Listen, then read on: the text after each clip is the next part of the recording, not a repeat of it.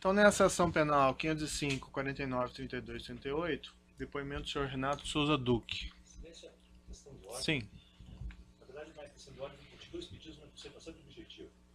A defesa se opôs contra a realização do ato, Vossa Excelência já liberou acerca do termo, portanto a matéria na via ordinária está feituosa. Mas a defesa só pediria que Vossa Excelência, então, nesse ato, adotasse a mesma premissa que adotou quando no interrogatório do acusado Antônio Palocci. Naquele ato específico, Vossa Excelência interveio nas respostas do então interrogando e eu advertiu que o esteio das respostas deveria ser aquele estribado na exordial acusatória em relação aos personagens daquela denúncia, sob pena de violação ao devido processo legal. Então esse é o primeiro pedido. O segundo pedido é que tão logo ocorra o interrogatório, Vossa Excelência possa abrir prazo para a defesa consultar os seus constituintes acerca de diligências necessárias. Doutor, aí tem duas questões, né? Quem define o que vai falar no processo é o acusado, não é o juízo. Né? O momento que o acusado tem exercendo para a defesa. Não cabe ao juízo dizer, diga isso, não diga aquilo. Se eu entender que tem uma questão que não foge à pertinência no momento, eu coloco isso. É uma questão de coerência em relação às intervenções que Vossa Excelência fez, não foram muitas, acho que foram duas, no interrogatório do Correio, e a defesa, inclusive, tacitamente... Já está indeferida a questão, doutor, certo? Já ouvi, já indeferi. A outra questão é qual que é mesmo? Prazo? Olha, sempre que tem uma prova nova no processo, a defesa tem prazo para eventualmente requerer alguma coisa. Perfeito. 5 dias, certo? Agradeço. Bem, então vamos lá. Senhor Renato de Souza Duque, o senhor está sendo acusado de um crime pelo Ministério Público Federal. Na condição de acusado, o senhor tem o direito de permanecer em silêncio. Se o senhor fizer uso desse direito, isso não lhe traz nenhum prejuízo. Mas também essa oportunidade que o senhor tem de falar no processo, tudo que o senhor falar vai ser considerado para o julgamento. Foi, na verdade, sua defesa e o senhor que pediram esse depoimento. Então, lhe indago, o senhor prefere ficar em silêncio ou o senhor pretende falar? Eu sempre quis falar e realmente eu pedi para ser reinterrogado e eu gostaria de agradecer esse juízo aí, essa oportunidade. Seu defensor afirmou na petição que haveria alguma espécie de intenção de colaboração, mas não existe nenhum acordo formal, correto? Estou ciente disso. Então o senhor não está numa posição formal de colaborador, deixar isso claro ao senhor, certo? Mas eu gostaria de deixar claro que a minha intenção aqui é de atuar como colaborador, dizer a verdade e esclarecer o que for possível, o que for estiver ao meu alcance, nesse caso e em outros casos que o senhor julgar necessário. Perfeito. Eu vou só fazer então uma advertência ao senhor que eu fiz em casos similares, que embora o senhor tenha esse direito ao silêncio, porque o senhor ainda não é um colaborador formal, e embora o senhor não seja responsabilizado por um eventual falso testemunho, se por exemplo o senhor, nesse seu depoimento, imputar falsamente crime a outra pessoa, isso não estaria coberto pela sua posição de acusado. Tá? Então nós temos o crime, por exemplo, no nosso Código Penal, de denunciação caluniosa. Então, se o senhor imputar falsamente crime a outra pessoa, o senhor responde criminalmente, mesmo não tendo acordo, ou mesmo estando na posição de acusado, certo?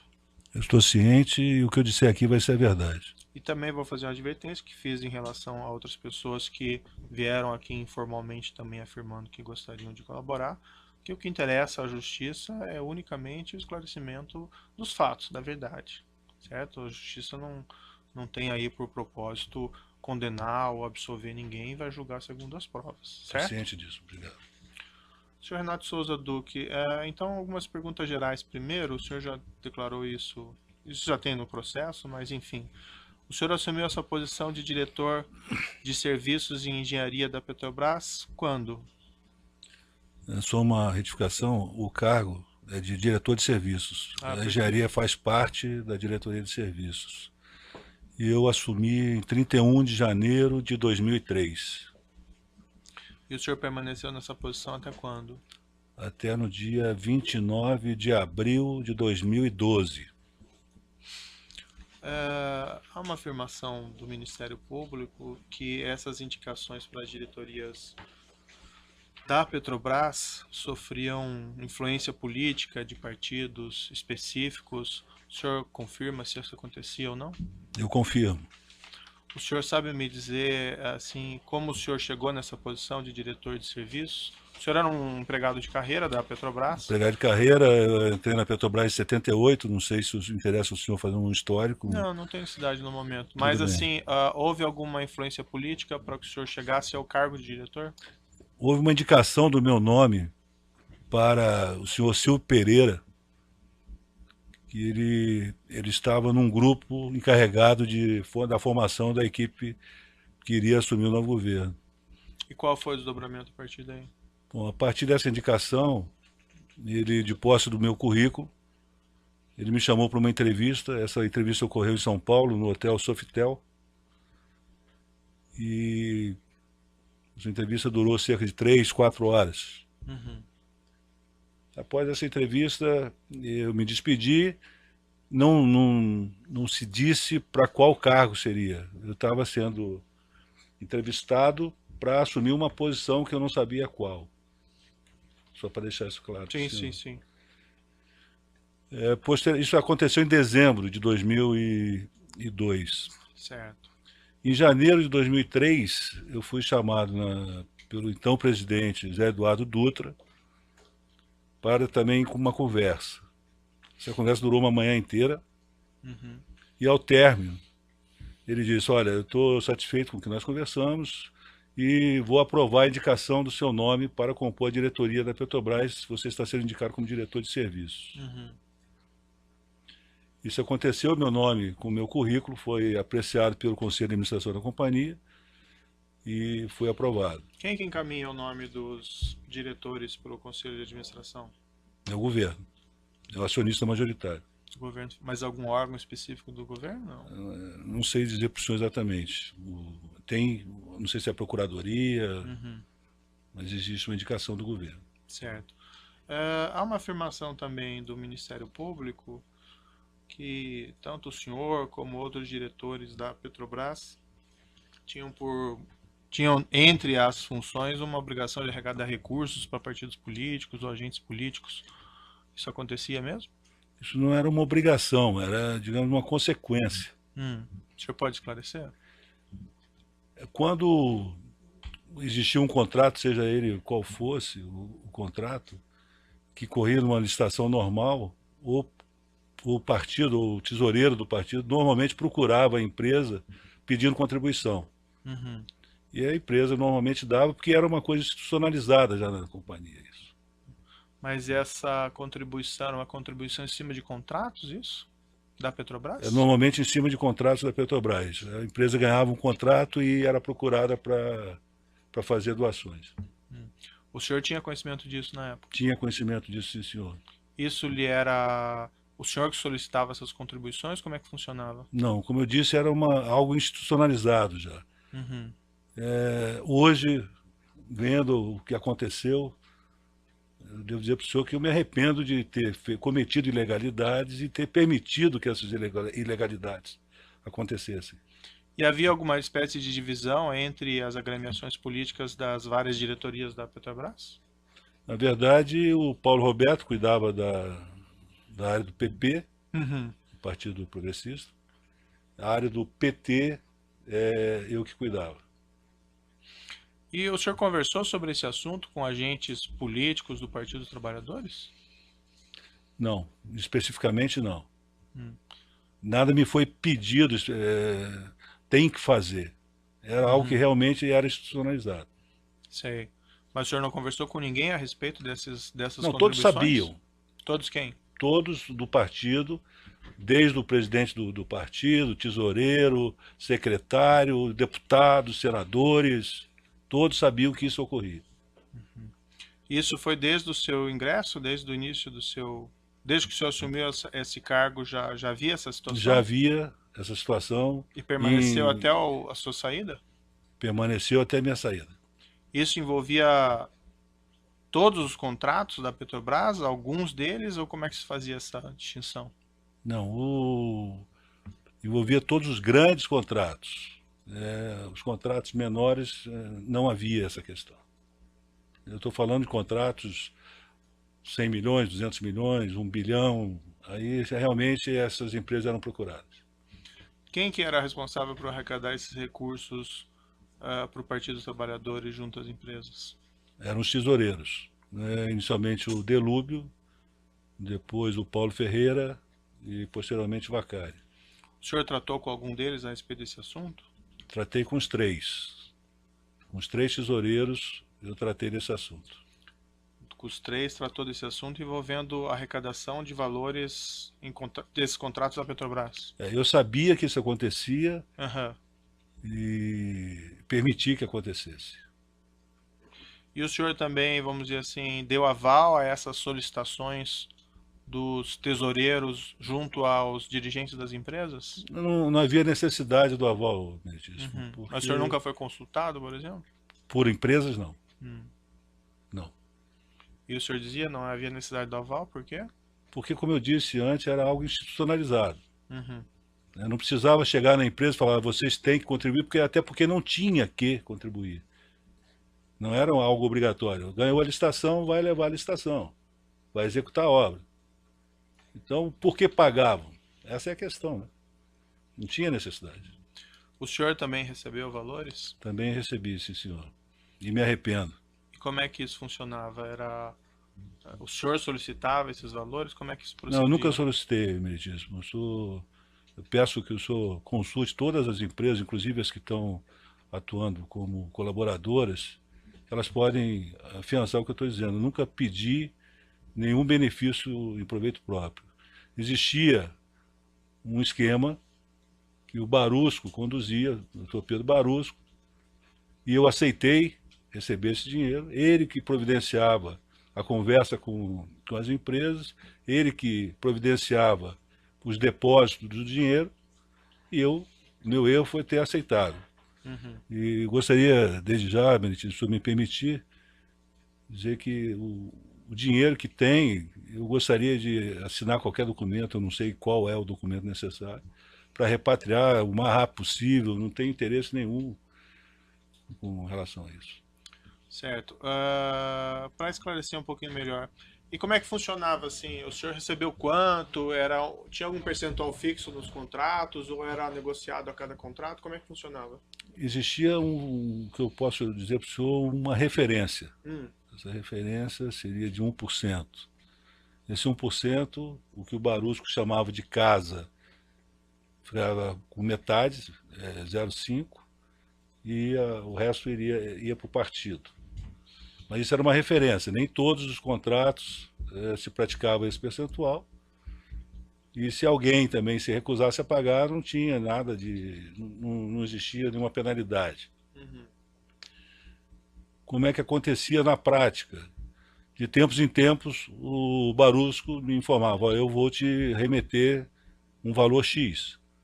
Ele nunca especificou, vou remeter um valor X de determinada obra dado por determinada empresa. Sei. Então, eu posso dizer para o senhor o seguinte, meu sigilo bancário está disponível, eu não tenho como identificar quem fez os depósitos. Mas o senhor não mantinha algum controle, por exemplo, do que o senhor tinha a receber em relação a esses acertos? Esse controle, o Barusco disse que eu era preguiçoso em relação ao trato com o dinheiro. Não é questão de preguiça. É que realmente, quando atingiu, principalmente quando atingiu um determinado valor, aquilo para mim era mais do que suficiente. O que você vai querer juntar dinheiro? Eu não usei esse dinheiro. Que determinado valor é esse que você está falando? Quando atingiu 10 milhões de dólares, eu falei, poxa, é muito mais do que eu preciso para viver em minha terceira geração. Uhum. Então, a partir daí, eu nem Como controlava. é que o senhor recebia esses valores da sua parte? A minha parte eu recebia em conta no exterior. Conta no exterior. Também chegou a receber em espécie aqui no Brasil? Não, senhor. Eu fui acusado de ter recebido dinheiro em espécie por alguns delatores, e eu nego, porque não aconteceu. E se pegar a delação, por exemplo, do senhor Júlio Camargo, e quando fizeram a pergunta para ele, ele responde, não, isso não acontecia porque o Duque era muito cuidadoso. Uhum. Então não era questão de ser cuidadoso ou não ser cuidadoso, eu realmente não aceitava pegar dinheiro aqui. Eu estou confessando para o senhor que eu cometi o crime, Sim. mas aqui no Brasil eu não peguei dinheiro em espécie. O senhor mencionou o senhor Pedro Barusco, também recebia esses valores, não é? Sim. Mais agentes da Petrobras? Não, eu acredito que, pelo que eu estou vendo hoje, sim. Não, Mas o senhor sabia na época. não sabia. O senhor sabia que o Paulo Roberto Costa Sabia, recebia? Paulo Roberto eu sabia. Por que o senhor sabia? Eu sabia que era a diretoria dele, eu sabia que tinha muito mais negócios Ah, do que na diretoria de serviços. Ele uma vez comentou comigo que o partido para o qual ele prestava serviço, vamos chamar assim, era um partido que exigia contribuições, o que não acontecia com o Partido dos Trabalhadores. uhum, Né? Então, eu sabia que o Paulo Roberto recebia dinheiro. sei. E o pessoal da diretoria internacional, por exemplo, o Nestor Severo, esse pessoal. Eu nunca tratei desse assunto com o Nestor Severo, O senhor Zelada. a menos, desculpe, a menos numa ocasião de um contrato de uma plataforma da área internacional que ele ganhou um dinheiro fruto de uma intermediação que eu fiz. Uhum. Só isso. E dentro da diretoria de serviços, não tinha gerentes, por exemplo, que recebiam, fora o senhor Pedro Barusco? Não, na época não que fosse do meu conhecimento. Hoje eu estou vendo que sim. Tem um processo que o senhor foi condenado criminalmente, que é uma referência a duas contas que o senhor manteria no banco Júlio Bayer, em Mônaco, offshore Musart Overseas e Pamori Assets. Cada uma tem, as duas juntas têm um saldo de cerca de 20 milhões de euros. Essas contas são do senhor mesmo? São. Esse dinheiro é do senhor mesmo? São, e eu gostaria novamente de enfatizar o meu interesse de assinar uma repatriação, o que for necessário, para que esse dinheiro venha e volte aí para quem de direito. Esse dinheiro é fruto desses recebimentos? É fruto de dinheiro que o Barusco encaminhou através das empresas. Dinheiro de corrupção, então. Sim. E o senhor mencionou, o senhor renuncia, então, a esses Sim, valores? senhor. E outras contas que o senhor tem com saldos lá fora? A outra conta é do Banco Kramer. Também renuncio. Só essas três? Sim.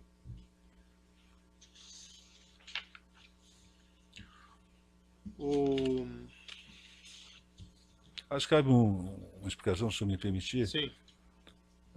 Tem uma acusação de que durante o curso da Lava Jato, parece que como uma falta de respeito com a operação, eu movimentei dinheiro na conta de conta da Suíça para Mônaco. Sim. Isso ocorreu, mas só quero deixar claro que não foi por desrespeito a ninguém ou nada. É que o banco exigiu que o dinheiro fosse tirado. Banco na Suíça? Banco na Suíça. Então, em função dessa exigência que houve a transferência.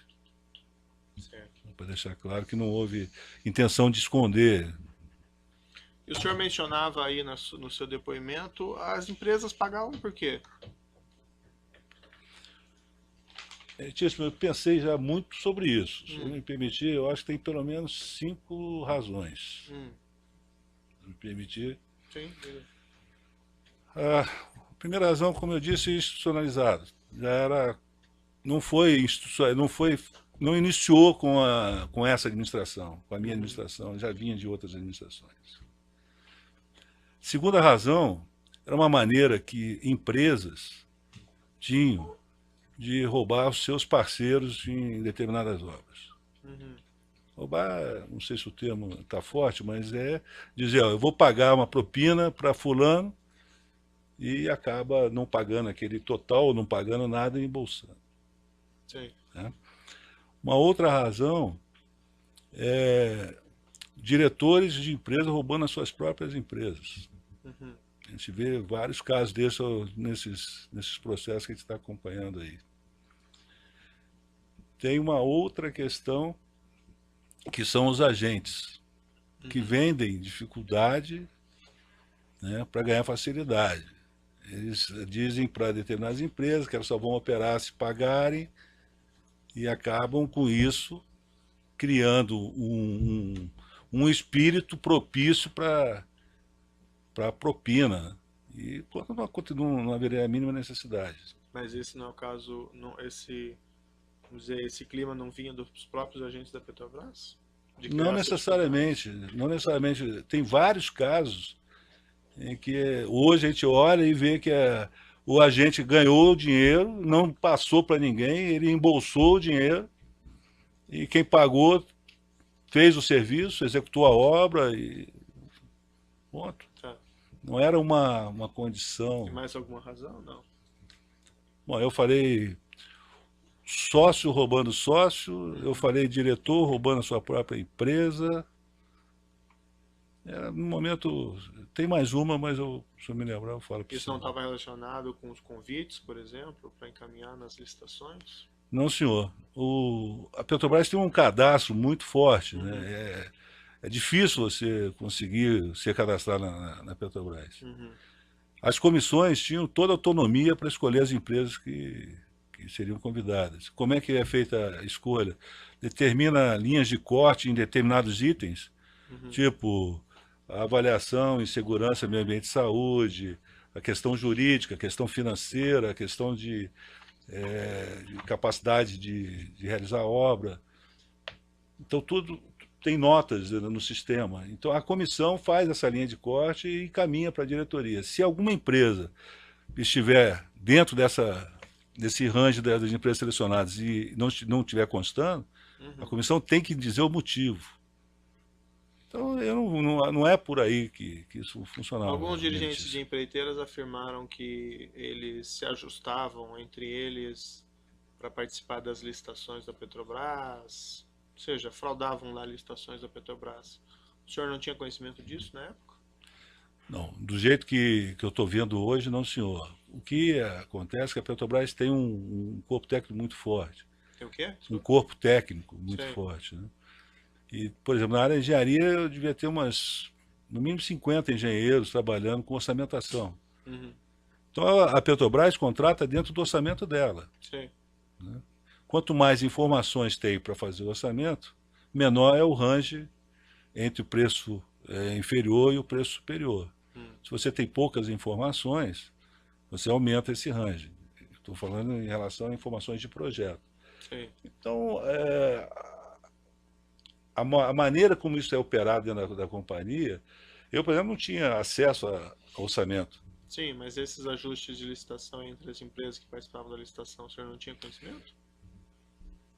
Meritivo, eu fui uma vez instado por duas empresas a fazer um esquema para determinar que obra iria para cada empresa. Uhum. Falei, isso jamais eu faria, porque se o dia que alguém fizer alguma coisa desse tipo na Petrobras, quem ganhar vai achar que ganhou com preço ruim, quem ficar de fora vai achar que foi prejudicado. Sei. Então, eu não vou fazer isso. Mas nós vivemos uma época, nesse período de 2003 a 2014, onde a quantidade de obra era tão grande, que tinha obra para todo mundo. Então eu não vou dizer para o senhor que é natural que as empresas conversassem para ver qual era a preferência de cada um. Mas fosse qual fosse a preferência da empresa, ela ia ter que fazer a obra no preço da Petrobras. Eu não contratava a qualquer preço, quer dizer, quando eu digo eu não contratava, a comissão de licitação não iria indicar para a contratação um preço que fosse superior àquele estimado. Nessa questão de destinação de valores de propina, né, em contratos da Petrobras, o senhor mencionou que iam valores para casa, né, para os Sim, agentes da senhor. Petrobras, e outra parte é para os partidos, isso? Sim, senhor. Tinha também destinação para agentes políticos, valores específicos? O que o senhor denomina da gente por isso, por favor? Sei lá, deputado, membro de partido específico. Não, esse dinheiro que ia para o partido era distribuído entre esses agentes políticos Sei. para fazer face à campanha. Se esse dinheiro que ia para o partido era usado para benefício próprio ou para interesses privados, eu não posso afirmar para o senhor. Em outro processo, há algumas afirmações de direcionamento desses valores para o ex-ministro José Dirceu. O que o senhor tem de conhecimento a esse respeito? vou voltar um pouquinho, se você me permitir, Tá. porque esse é um assunto recorrente na minha carreira, né? Todo mundo diz que... Tem gente que diz que eu tinha parentesco com o José Dirceu, outros que foi indicação. Até onde eu sei, quando desse processo da minha escolha para a diretoria, Uhum. houve um embate entre o Delúbio e o Silvio Pereira. O Delúbio defendia um outro nome para a diretoria de serviço, defendia o nome de Irani Varela, que era o meu antecessor, foi o meu antecessor na Petrobras como diretor de serviços. E o Silvio Pereira defendeu o meu nome. Uhum. E o José Dirceu, então ministro, foi chamado para dar uma decisão. Uhum. E isso eu fiquei sabendo a posteriori. Sei. E a decisão dele foi clara, ele falou assim, não, o PSDB já está contemplado na diretoria da Petrobras, Uhum. e eu não vou colocar na diretoria da Petrobras atender um pedido do Dr. Aécio Neves. Uhum. Então, quem vai ficar na diretoria é Renato Duque. Sei. Então, eu acho que esse fato fez com que, de alguma maneira, Hum. eu ficasse ligado a essa imagem de José Dirceu. Sei. Mas o senhor não tem conhecimento de direcionamento específico de valores em favor do senhor José Dirceu? Hoje eu tenho em função do que eu leio aqui. Na época, o que eu posso afiançar para o senhor é que ele nunca me pediu nada. O senhor encontrava-se pessoalmente com ele? Encontrei algumas vezes. Sei. Encontrei não mais do que meia dúzia de vezes, mas nesse tempo, sim. O senhor Milton Pascovitch Na casa de declarou... Milton, a maioria. O senhor Milton Pascovitch declarou que repassou dinheiro de valores para ele desses contratos, o senhor não tinha conhecimento? Não, não tinha conhecimento. E o senhor Júlio Camargo também declarou isso? O Júlio Camargo, ele, de alguma maneira, ele deixava transparecer para mim que dava favores, prestava favores para José Dirceu. Uhum. E eu participei de jantar na casa de Júlio Camargo, com a presença de José Dirceu, onde o Júlio Camargo citava alguns desses favores, do tipo, e aquela viagem que você fez, o avião, você gostou? Querendo passar uma intimidade. E o José Dirceu não retrucava. Uhum. Então, o que me fazia entender que realmente existia ali um relacionamento. E no que se refere ao ex-ministro Antônio Palocci, o senhor conhece ele pessoalmente? Conheço o Antônio Palocci, ele foi do Conselho de Administração da Petrobras, se não me engano, até 2006. Uhum. Então, em função das reuniões da diretoria, a gente conviveu durante esse período todo. Uhum. Depois que ele saiu do conselho, me parece que ele retornou mais tarde, também convivemos. E fora isso, eu tive uns 2 jantares também na casa de Júlio Camargo com Antônio Palocci.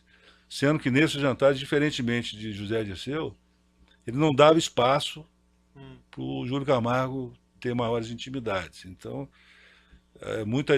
nas 2 vezes eu saí dali com aquela impressão, assim, o que eu vim fazer aqui? Uhum.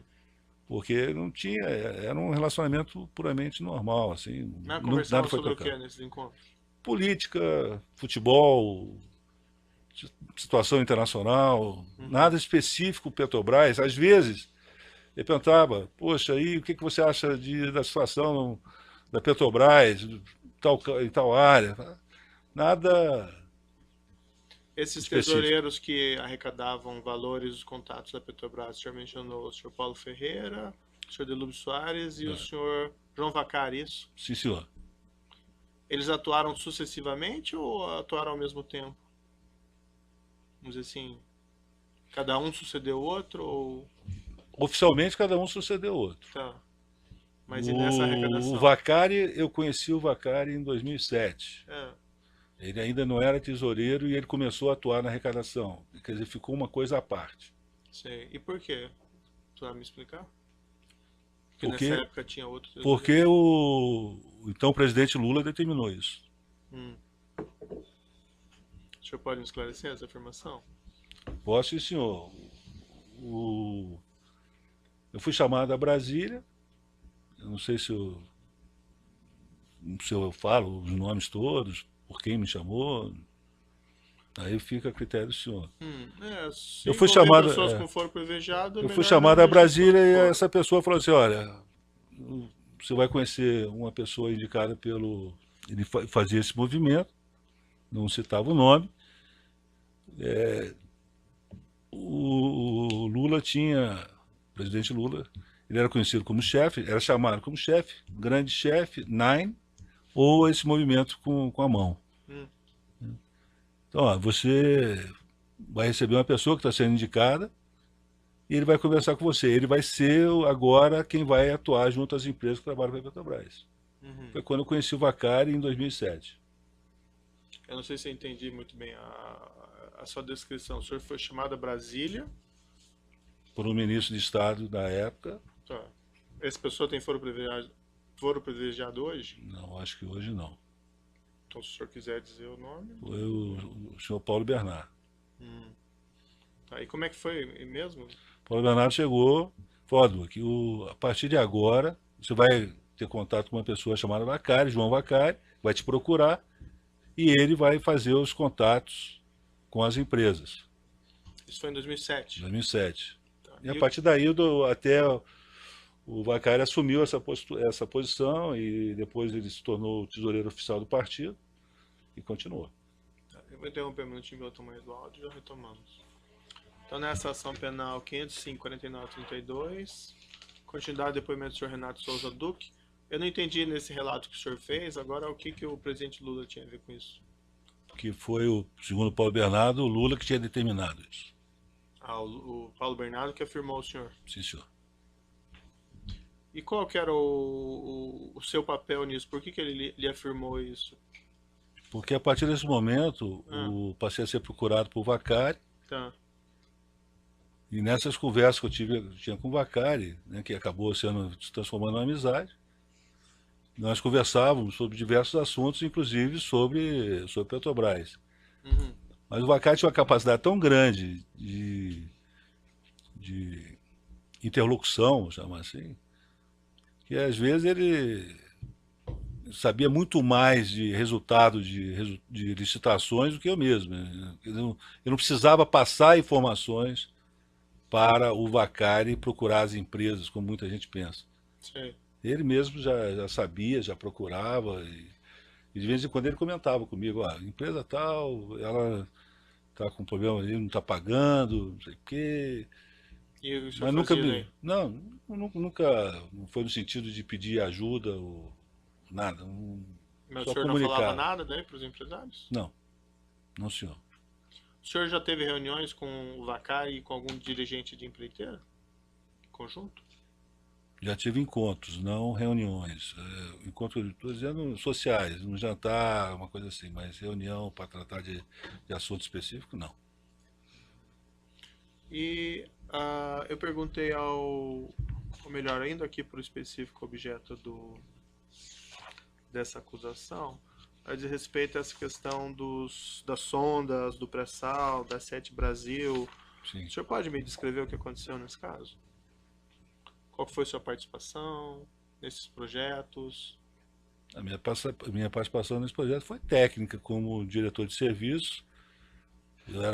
A área de engenharia era ligada a mim, nós participamos, a área de engenharia participou dos processos, em um como coordenador da licitação e o outro como membro. O senhor Pedro Barusco prestou depoimento, diz que nesses contratos envolvendo essas sondas do pré-sal também teria havido a definição de um percentual de pagamento de propina em cima dos contratos. O senhor confirma ou não? Eu confirmo. O senhor pode me descrever então como isso aconteceu, como isso foi definido? Pois não. Eu saí da Petrobras, como eu disse anteriormente, 29 de abril. Esses contratos foram aprovados um pouco antes da minha saída. Acho que ainda em abril a diretoria da Petrobras aprovou a contratação. Sim. Mas, efetivamente, esses contratos só foram assinados, posso estar me enganando com data, porque já tem tempo, acho que em agosto. Uhum. Após agosto, eu acredito, 14, juiz, em talvez outubro, o Vacari perguntou para o Barus como é que estava essa questão. O senhor estava junto? Eu não entendi. Eu estava Como é que o senhor junto, sabe? eu estava junto. Como é que estava essa questão da participação das empresas nesse dinheiro ilícito? Uhum. O Barusco deu aquela, sabe, vou ver. Eu acredito que o Barusco queria que o partido ficasse excluído de alguma vantagem. Ele já, acredito, que ele já estava conversando com as empresas, porque logo depois ele volta, ele Barusco, e diz para o Vacari que ele tinha fechado com todos os estaleiros a participação de 1% em cima dos contratos. Sim. Sendo que Keppel e Jurong tinham fechado 0,9%. E ele propôs, nessa ocasião, uma divisão ao estilo que ele praticou na engenharia, com 0,5% para metade, né? Que no caso 0,9 seria 0,45. Metade para o que ele chamou de casa e metade para o partido. Esse acerto envolvia o estaleiro Enseada Paraguaçu também? Pelo que o Barusco afirmou naquela ocasião, envolvia todos os estaleiros. Certo. Eram 5, se não me engano. E como é que foi o desdobramento? Ficou metade, metade nesse caso? Sim, o desdobramento pela primeira vez em todos esses anos, o Vacari não deu uma posição final. O Vacari falou assim, olha, nesse assunto específico, eu vou consultar o Antônio Palocci, ele citou como doutor, se referia a Palocci como doutor ou doutor Antônio, nunca como Palocci, porque o Lula encarregou o Palocci de cuidar desse assunto. Ele afirmou isso? Ele afirmou isso para mim. Quem estava presente? Eu. Esse assunto, eu estava presente, depois eu vou explicar mais à frente. Eu cheguei a relatar isso para o Barusco. Sim. Aí o Vacari vai, tem essa conversa, retorna e diz, olha, a posição não é de 6-6, a posição é de 1/3, 2/3. 1/3 para casa e 2/3 para o partido. Aí o Barusco falou, isso não é um absurdo, eu que trabalhei, eu que fiz tudo, eu que conversei, eu que estruturei, eu que tudo, e eu vou ficar com a menor parte. E eu falei, ó, eu intervi, eu estava presente, falei, Barusco, calma, porque você pode ser tirado daí também e acabar ficando com 0. Acho que é bom você não reclamar. Aí ele acabou aquecendo. Então ficou certo, 1/3 para a casa e 2/3 para o Partido dos Trabalhadores. Isso foi aproximadamente que época? Esse entendimento já estava, acredito, lá para novembro de 2012, eu já tinha saído da companhia já há alguns meses. E o senhor chegou a receber daí pagamentos efetivos relativos a essas contratações? Essa é uma outra questão que eu acho que vale esclarecer. Esse dinheiro da casa, esse 1/6, né, porque seria 1/3, o Barus criou a figura de casa 1 e casa 2. Sim. Ele pediu que eu recebesse casa 1, e esse recebimento de casa 1 seria uma parte para ele, uma parte para mim. Tá. No casa 1. E no casa 2 ele ficaria com o Ferraz e posteriormente com o Musa, recebendo casa 2. E eu me lembro que quando chegou para fazer um depósito, ele não me falou de quem seria, hoje eu sei que foi da Jurong, em função dos processos. Ele disse que teria que fazer um contrato para receber o dinheiro. O banco exigia um contrato. Eu falei, Barusco, eu não vou fazer contrato porque o dinheiro não é meu. Ele falou, não, deixa que eu faço então o contrato. E ele fez o contrato, ele assinou o contrato. Sim. Então, do mesmo jeito que o banco mandou saldo, mandou tudo, eu acredito que o contrato deva ter lá e isso comprova o que eu estou dizendo. Mas isso foi depositado numa conta No Banco controlada pelo Kramer. senhor? É? No Banco Kramer. Aquela conta Que o Drenos? É, exatamente. E quanto foi aproximadamente que o senhor recebeu? Olha, eu não sei exatamente, eu acho que, se não me engano, 3 milhões e 800, uma coisa desse. Esses valores combinados com esses estaleiros, eles iam ser pagos Ao longo da obra. ao longo da obra. Então o senhor só recebeu parte Sim, senhor. do que foi acertado. Sim, senhor. O valor mesmo combinado era bem maior. Na época eu fiz uma planilha, Aham, só para ter uma ideia do que daria. A parte de 1/6 daria 33 milhões de dólares. sei, Então, se multiplicar isso por 6, vai dar quase 200 milhões. certo. E em relação à parte que ia ser paga ao partido político, como é que ficou definido esse pagamento pelos estaleiros? Sim, os 2/3 do partido político, Vacari me informou que iriam para o Partido dos Trabalhadores, para José Dirceu e para Lula. Sendo que a parte do Lula seria gerenciada por Palocci. Ele afirmou isso pro senhor? Ele afirmou isso para mim e eu, na época, conversei com o Barusco e passei essa informação para ele. Falei, Barusco, olha, você não está lidando com um peixe pequeno. A gente está falando aqui de peixe graúdo. Né? Aham. Porque o Barusco podia querer dar uma... E quais estaleiros Confundi. queriam pagar essa parte política? Todos os estaleiros, conforme avisei o senhor aí, informei o senhor, todos os estaleiros se comprometeram com o Barusco de pagar. O que efetivamente pagou eu não sei. O Barusco é que fez o acompanhamento todo. Depois o senhor conversou lá com, por exemplo, com o Vacari, ou o senhor teve conhecimentos, por exemplo, o estaleiro em Sá do Paraguaçu pagou? Eu não sei afirmar para o senhor. O que acontece é que para montar um estaleiro são 2 bilhões de reais de investimento. Eu não sei se criaram um problema para pagar. Agora, na divisão, o Vacari, quando aceitou a divisão por estaleiro, ele falou assim, olha, se alguém tiver algum tipo de problema de recebimento, nós vamos sentar e vamos renegociar isso. Sei. E o Barusco confirmou.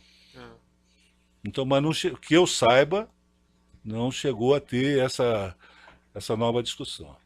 E o que que esses estaleiros, eu perguntei genericamente para o senhor anteriormente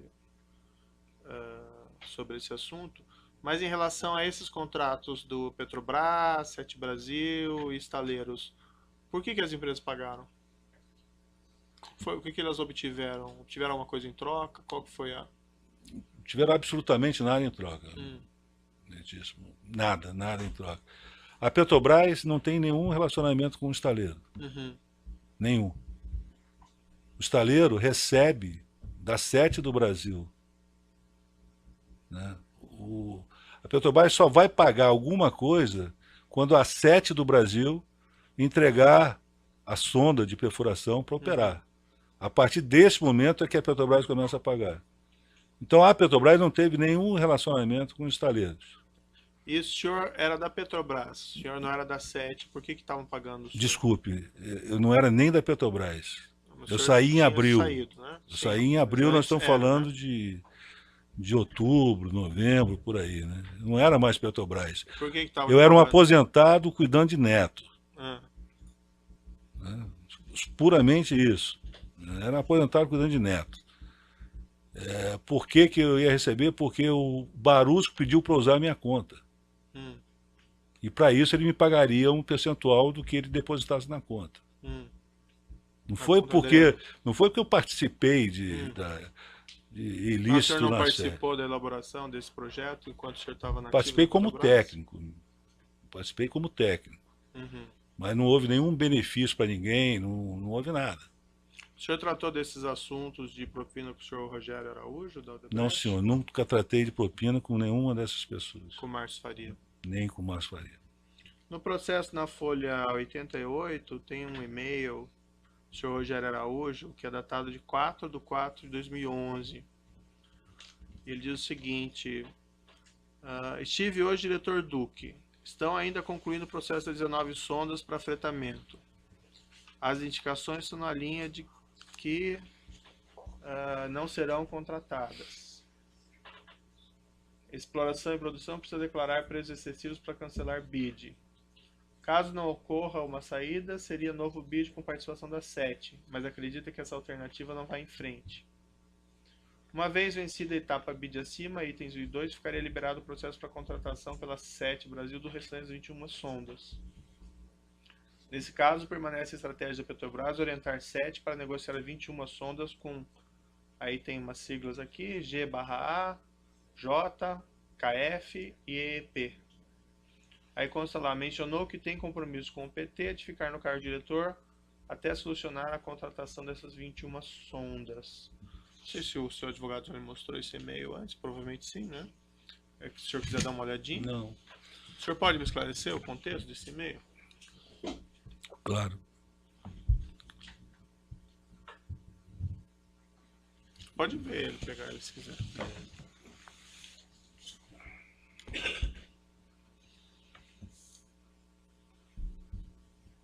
Vamos começar por essa questão de...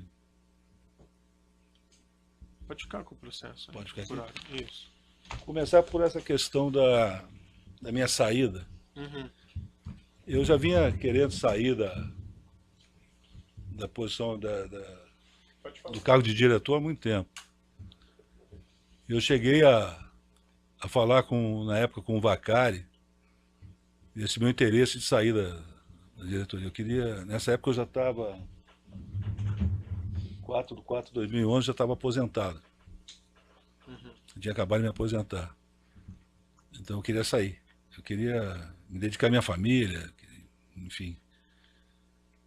E houve um pedido, o Vacari foi portador de um pedido, olha, fique pelo menos até o término desse processo, que esse processo é importante para o país. Uhum. Foi nesse sentido que eu recebi o pedido e eu acabei aceitando. Falei, tá bom, então, acabando o processo, eu vou embora. E esse pedido veio de quem? Veio do Lula. E isso não estava relacionado também a esse sistema de arrecadação, do qual o senhor já participava? Não, nesse momento não. Não se falava em arrecadar com isso. Uhum. Tá. E essa conversa, os outros pontos lá com o Rogério Araújo? Eu tinha conversa com vários empresários e representantes Aham. de empresa. Ele estava passando a impressão que ele teve da minha conversa. Realmente, eu não sei exatamente o contexto, mas na época nós tivemos 2 modelos de contratação. Uhum. Um conduzido pela engenharia e outro, não sei se eu posso me alongar um pouquinho? Sim, sinteticamente, mas Sim, pode. tá bom. Um pela engenharia e outro pela área de exploração e produção. Sei. Existia uma divergência interna entre qual a melhor maneira de contratar sondas no Brasil. Uhum. O AIP, como é que ele sempre fez? Ele sempre afretou a plataforma. Vai no mercado internacional e diz, olha, eu estou precisando de uma plataforma. E faz a licitação, a empresa, normalmente uma empresa já operadora com experiência, participa da licitação, se ela tiver a plataforma, ela entrega a sonda, ou então ela vai construir. Com aquele contrato da Petrobras, ela levanta o financiamento, constrói a plataforma, a sonda, e vem para serviço para a Petrobras. Só que a exigência de construir no Brasil muda totalmente esse quadro. Porque nós estamos falando aqui de estaleiros que na época nós chamávamos de estaleiros virtuais. Não existiam estaleiros. Sim. E a engenharia defendia um outro modelo. Defendia o modelo da Petrobras contratar a construção, construir a plataforma, operar a plataforma. Ou a Petrobras contrata a plataforma, faz uma estruturação financeira, cria uma empresa financeira, passa para essa empresa a plataforma e essa empresa vai afretar para a Petrobras. Uma plataforma já pronta. Sim. E acabou, então, a decisão da diretoria foi ir para o mercado com essas 2 hipóteses. Sim. A Petrobras, a UIP, para contratar o afretamento de até 19 unidades Uhum. e engenharia para contratar a construção de 7 unidades mais 2 unidades que seriam especiais, Uhum. com tecnologia especial. Então, as 7 mais 2 da engenharia, 9. Com as 19 do AIP, dariam as 28 sondas que eram objeto da Sei. decisão da diretoria. Só que, conforme esperado, o resultado da licitação das 19 sondas de afretamento, os preços vieram muito altos. Uhum. Então, quem defendia esse modelo achava que tinha como ficar negociando esse preço. E a gente tinha que dar um fim no processo. Então, eu defendia cancelar o processo das 19 e partir para o modelo proposto pela engenharia. Sei. E foi o que acabou acontecendo. A 7 está dentro desse contexto. Uhum. O que eu não entendi muito bem no e-mail, o senhor diz ali que a Petrobras irá orientar a SET a contratar os estaleiros X, Y e Z. Não, isso aí é ilação dele. Ah, Até porque também é uma coisa natural. Não tinha outros, não tinha estaleiro. Nem esses estaleiros que ele está citando aqui não existem. Jurong não existia. Só existia, em termos de estaleiro, dos que foram contratados, o estaleiro Atlântico Sul, que ganhou as 7 plataformas, as 7 sei. sondas que foram objeto da primeira licitação. O estaleiro da Queiroz Galvão e Camargo Correia, localizado em Pernambuco. O estaleiro foi criado para construir os navios da Transpetro. Sei. Então existia. Ele tem que adaptar o estaleiro para fazer a sonda, mas já existia a instalação. Fora esse estaleiro que participou do final de tudo, tem a Keppel, a Brasfels, Uhum. que é um estaleiro que tem uma vocação para construir não navios, mas semi-submersíveis. E fora isso aí, o estaleiro Enseada do Paraguaçu inexistia, a Jurong também não existia, ela foi fazer no Espírito Santo, e a Engevix já tinha uma estrutura, mas teria que ampliar para fazer a sonda. Mas por que ele diria isso no e-mail?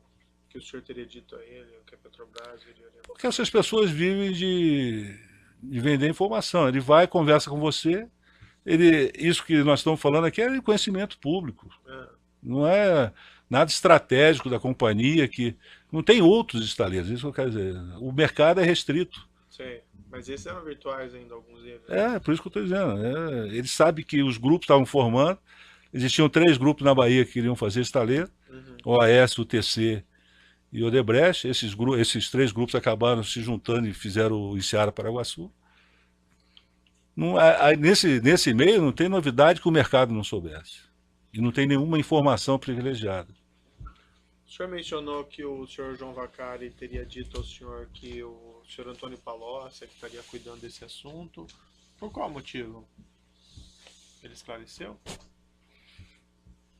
Porque, segundo ele, o Lula teria designado o Palocci para cuidar desse assunto. Não me disse o motivo. Uhum. Isso me surpreendeu, porque desde 2007 foi a primeira vez que isso aconteceu. Sempre o Vacari atuava independentemente do partido. Sei. Ele sempre definiu e tomou as decisões. O Vacari, E algum motivo para essa mudança que o senhor tenha tido conhecimento? não, eu não tenho conhecimento do motivo. O senhor teve contato sobre esse assunto diretamente com o senhor Antônio Palocci? Não conversei sobre esse assunto com o Palocci. O senhor sabe de algum relacionamento do senhor Palocci com o senhor Ferraz? O Ferraz se vangloriava de ter estado em contato com o Palocci umas 3 vezes. Uhum. 3, 4 vezes. Mas alguma relação, Assim como também falava que tinha estado com Lula. mas alguma relação financeira? Eu acho que ele procurou o Palocci, aí a ilação da minha parte, não sei se cabe Não, aqui.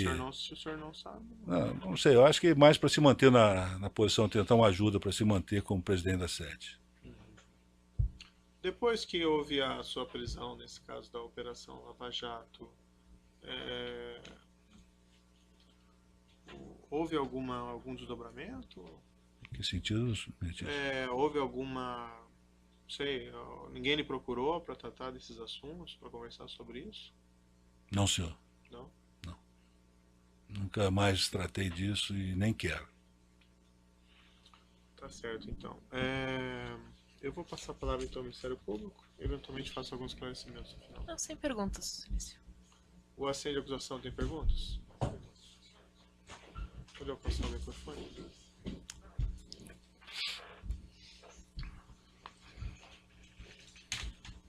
Como é que eu faço? Pode continuar olhando para frente, não tem nenhum problema olhar para o advogado. Talvez, se fosse o caso, quisessem trocar de lugar com ele para ficar. Pode trocar de lugar com ele um pouquinho? Fica mais confortável. Boa tarde. É só uma pergunta relativa à Sete Brasil. O senhor participou da idealização e da criação da estatal? Desculpe, Da criação da Sete Brasil, o senhor participou das discussões e acompanhou isso de alguma forma? Não, Não participou? não.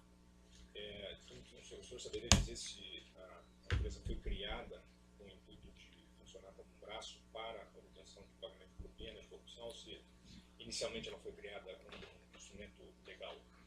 Não, ela foi criada como uma empresa para levantar recursos financeiros para viabilizar o projeto de construção de sondas no Brasil. Jamais houve a intenção dessa empresa gerar recursos indevidos. Outros defensores têm questões? Então a defesa do próprio advogado. Tenho algumas perguntas para a defesa, no sentido de que o senhor está disposto a colaborar. Eu pergunto o seguinte, o senhor disse agora há pouco que em 2007 o senhor conversou com o senhor João Vacari. Ele não era tesoureiro do partido, Perfeito. mas ele era vinculado ao partido. O Vacari, acho que ele é da criação do PT, salvo engano. Ele foi apresentado como um operador do partido. O Vacari ele foi apresentado como um homem do presidente Lula que iria cuidar dos interesses da junto à Petrobras, das empresas que atuavam junto à Petrobras. De quem? Interesses do presidente Lula, Que interesses eram esses? interesses políticos. O senhor, nesse tempo que o senhor esteve na Petrobras como diretor da área de serviço, o senhor falou que o senhor atuava em nome do Partido dos Trabalhadores. O senhor era reconhecido como isso. Dessa arrecadação que essa diretoria tinha, o dinheiro era destinado ao Partido dos Trabalhadores? Quem era a pessoa que responsável por arrecadar e levar esse partido? Como é que esse dinheiro chegava? Sempre através do tesoureiro. Começou com o Delúbio, depois Paulo Ferreira e depois o Vacari. E todos sabiam que esse dinheiro advinha das propinas pagas pelas empresas. Todos sabiam. Isso era notório no partido que ninguém desconhecia isso. Não, ninguém desconhecia. Vou falar sobre a questão agora do processo aqui. O Dr. Moro me fez uma pergunta. Se o senhor, após sua prisão, alguém lhe procurou. Eu vou fazer uma pergunta diferente para o senhor. No momento em que a Lava Jato começou a existir, que ficou claro, através do diretor Paulo Roberto, que essa investigação poderia alcançar partidos políticos, alguém lhe procurou para pedir que o senhor tomasse providências e evitasse que o senhor fosse surpreendido com documentação, alguma coisa desse tipo? Alguém fez antes da sua prisão? Eu tive, após a saída da Petrobras, 3 encontros com o Lula. Um em 2012, um em 2013 e o último em 2014. Uhum. Nesse encontro de 2012, para mim ficou muito evidente, fiquei surpreendido com o conhecimento que ele tinha sobre esse projeto de sondas. Ele me questionou, só relembrando, eu já estava fora da Petrobras desde abril. Nós estamos falando disso aí já é julho, esse primeiro encontro se deu em julho de 2012, a meu pedido.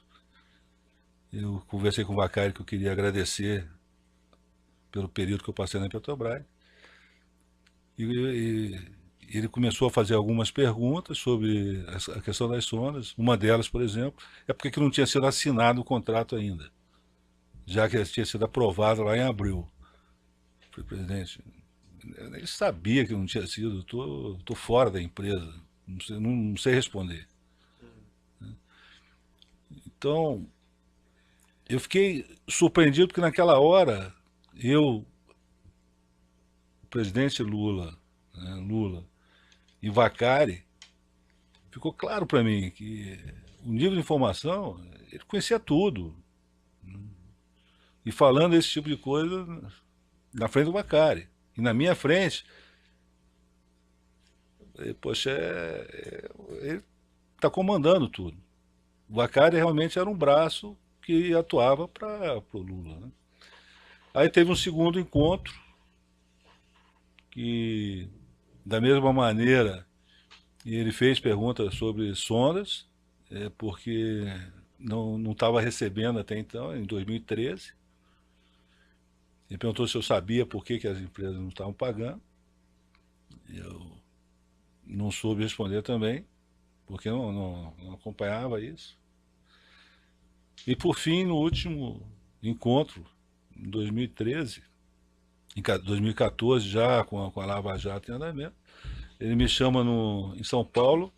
Eu tenho uma reunião no hangar da TAM, no aeroporto de Congonhas, e ele me pergunta se eu tinha uma conta na Suíça com recebimentos da empresa SBM, dizendo que então presidente Dilma tinha recebido a informação que um ex-diretor da Petrobras teria recebido dinheiro numa conta da Suíça, da SBM. Eu falei, não tenho dinheiro da SBM nenhum, nunca recebi dinheiro da SBM. Aí ele vira para mim e fala assim, olha, e das sondas, tem alguma coisa? Falei, e tinha, né? Eu falei, não, também não tem. Ele falou assim, olha, presta atenção no que eu vou te dizer, se tiver alguma coisa, não pode ter, entendeu? Não pode ter nada no teu nome, entendeu? Eu entendi, mas o que eu ia fazer? Eu não tinha mais o que fazer. Aí ele falou que ia conversar com a Dilma, que ela estava preocupada com esse assunto e queria tranquilizá-la. Mas nessas 3 vezes, ficou claro, muito claro para mim, que ele tinha pleno conhecimento de tudo e detinha o comando. Certo. Eu vou interromper um pouquinho aqui para botar mais áudio, retomando. Certo. Então, na ação penal 505, 49, 32, 38, continuidade do depoimento do senhor Renato de Souza Duque, continuidade com a palavra da defesa do próprio acusado. Eu estou satisfeito, sim. Esse processo, eu acho que me esclareceu. E os outros fatos são esclarecidos durante a colaboração. Muito obrigado. Certo. Só para esclarecer, quando foi esse último encontro que o senhor disse? Esse último encontro foi em julho de 2014. Foi aonde? Foi no aeroporto Congonhas, Hangar da TAM, isso? hangar da TAM. Eu tenho passagem, acredito que tenha infraero, que eu tive que me registrar para passar, para ir para o hangar.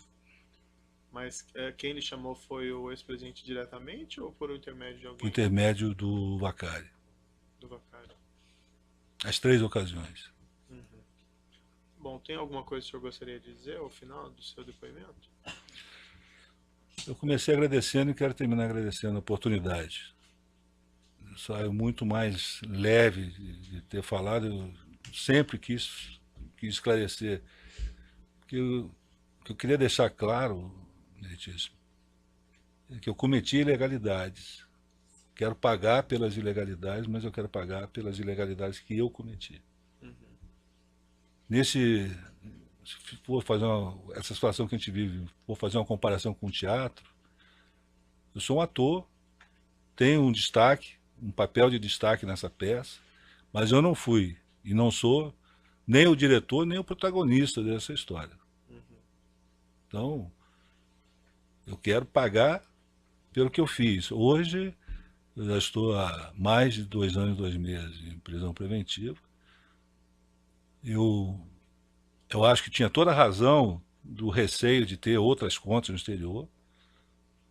Não sei, hoje, depois de tanto tempo, e com todos esses acordos internacionais que eu sei que o governo brasileiro tem com os governos estrangeiros, espero que essa dúvida que existia, com certeza cabível, tenha se dissipado. Sim. E eu quero me colocar à disposição, né, para esclarecer qualquer coisa, tudo que tiver ao meu alcance e a qualquer momento. Disponibilizar todas as provas que eu tiver. Ou seja, eu estou aqui para passar essa história limpo. Eu já, hoje, como eu falei, eu sou o preso com mais tempo. Isso tem a decorrência do sofrimento pessoal, mas principalmente o da família, né? Então, era isso que eu queria falar. Um último esclarecimento que me ocorreu aqui enquanto o senhor falava. O senhor teve encontros também com o senhor Antônio Palocci, no qual foram tratados esses assuntos relativos às sondas? Não, senhor. Esse assunto nunca tratamos. Tá certo. Então eu vou declarar encerrado esse depoimento. Podemos então interromper a gravação.